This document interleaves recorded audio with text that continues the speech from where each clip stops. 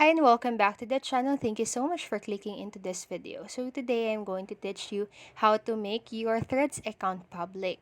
The process is quite simple, and if you're using a device that is different than mine, don't worry because the process is still the same. So let's get on it. First, you need to go to your Threads app and just make sure that you're currently logged in into your account.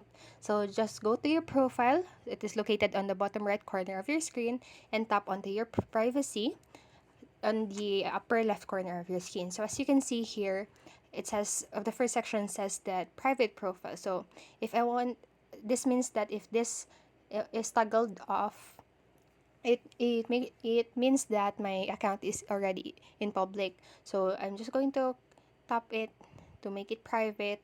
But if I want to turn it off or to make it public, I can go ahead and toggle this one off. So that is how you can make your account here on Threads public. So that is all for this video, and I hope this helped you.